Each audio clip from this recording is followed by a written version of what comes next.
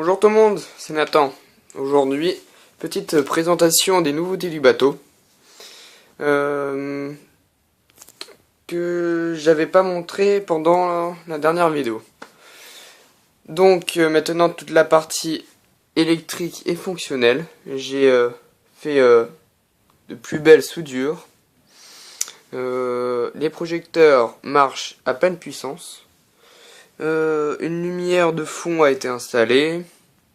Une nouvelle antenne a été créée. Bon, celle-là, je crois que je vais l'enlever.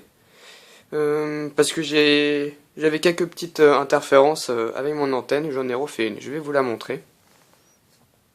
Par contre, là, j'ai ça qu'il faut que j'enlève. Petit bout de scotch, là. Voilà.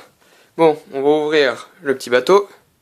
Et je vous retrouve tout de suite. Et voici la suite de mon bateau. Je l'ai ouvert et je vais vous montrer quelques nouveautés. Je vous avais dit que j'avais refait mon antenne. Mon antenne qui est là, qui fait 90 cm. Pour plus avoir d'interférence. Que j'ai soudé avec... Parce que en fait, au départ, le câble... l'antenne du récepteur était trop petite. Il manquait un beau morceau que j'ai rajouté ici. Voilà. Bon, rien n'a changé partie batterie. J'ai refait mes poids avec des poids trois poids ici et des petites pièces.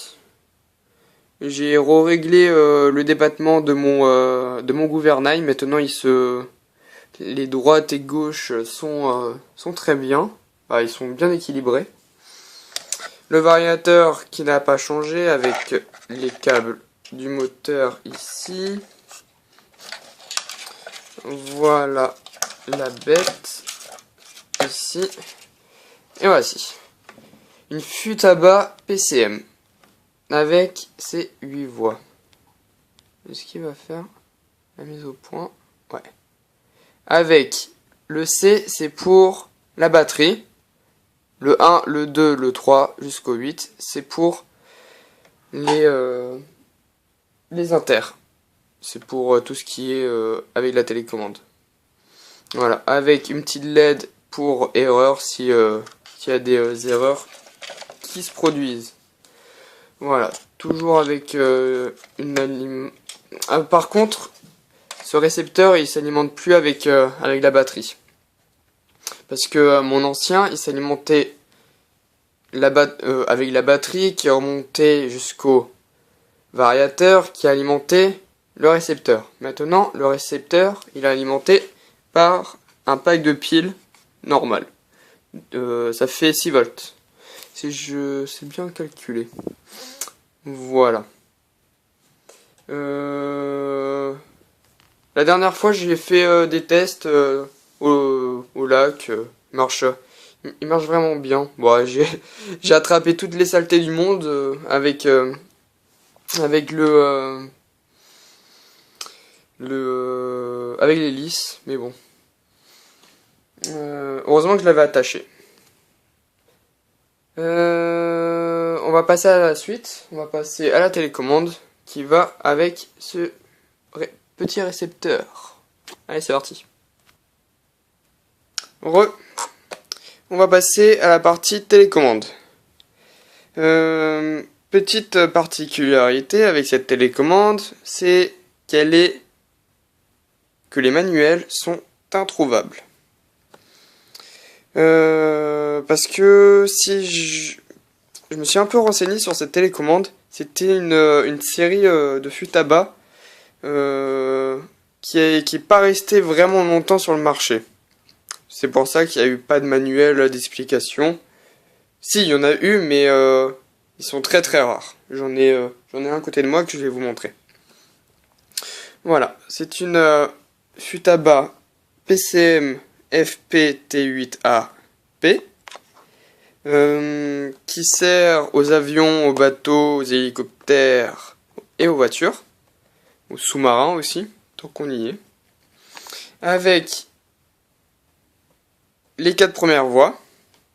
Là, il y en a 1, 2, 3, 4. 1, 2, 3, 4. On a la partie direction et la partie moteur. Avec les boutons optionnels pour après activer le bruiteur. La partie ici qui est là. Hop. Attention, c'est une vieille. Hein. Avec la partie réglage de la télécommande. Ouais. Ah oui, c'est réglage comme ça. Hein. Parce que sa petite sœur, celle qui vient de sortir, elle est digitale. On a l'écran avec les boutons. Bon, c'est beaucoup plus facile de régler parce que là, c'est au tournevis, carrément. Et ouais. Malheureusement, mais bon. Elle marche vraiment pas mal. L'antenne est vraiment bien grande. Ah, putain. Allez. Bah, petite pause pour remettre le cache. Voilà, le cache est remis. Avec le bouton on-off qui est marrant. Parce que, bon, il n'est pas marrant, c'est une sécurité. Vous voyez là, je ne peux pas l'actionner en on. Car, par mesure de sécurité, il faut tirer vers soi, puis enclencher. Une petite LED rouge s'allume pour dire qu'il y a une erreur. Une erreur, pourquoi? Parce que c'est pas branché de l'autre côté. Et si j'allume de l'autre côté, tac, avec le petit interrupteur ici. Ah bah si. Ah, marrant. Ouais, je me suis trompé. C'est juste pour dire... en fait, je confonds la LED ici pour dire qu'il y a des erreurs à celle-ci. Bon, là, vous voyez qu'on a la partie gouvernail et la partie moteur. Bon, là, ça fait un petit bruit parce que c'est les récepteurs qui... Non, pas là. Non, c'est le variateur qui fait ça parce que il est pas branché... Non. C'est le récepteur qui fait ce bruit parce qu'il est pas branché à aucun truc. Voilà. Bon, ça fonctionne sous batterie. Bon, on va quand même éteindre tout ça. Hop. Pour pas tout gâcher. Voilà. Avec là, ici, pour mettre le quartz. Bon, je vais pas l'enlever parce que c'est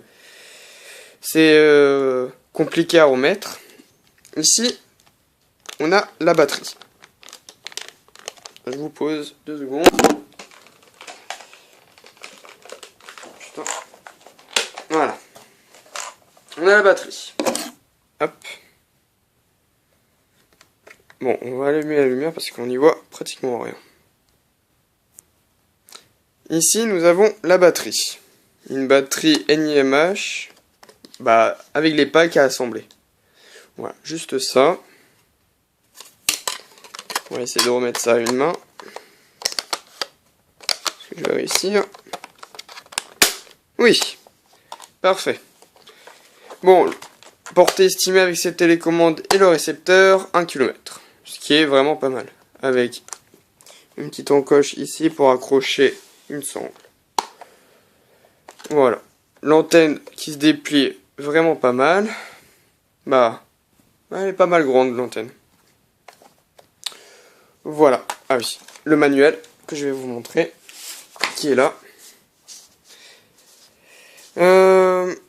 Pour tous ceux qui ont cette version de télécommande, cherchez pas, il n'y a pas de manuel sur internet. C'est impossible de le trouver. J'ai mis 2 jours à chercher un manuel, je ne l'ai pas trouvé. Sauf que j'ai un grand ami à moi qui m'a fait des photocopies de son manuel parce qu'il avait acheté lui à la sortie. Parce que moi, cette télécommande et les récepteurs, on me l'a donné. Avec cette boîte. Voici le manuel de la fuite à bas. Qui est grand. Voilà, c'est tout ça. Bon, c'est un gros manuel. Voilà. Avec tout ce qu'il y a de bon à savoir. Voilà. Bon, je vous ai dit toutes les nouveautés qu'il y a. Bah, je vous dis à la prochaine pour de nouveaux trucs. Et peut-être une vidéo de mise en route pour ce bateau. Bon allez, je vous laisse. À plus tard.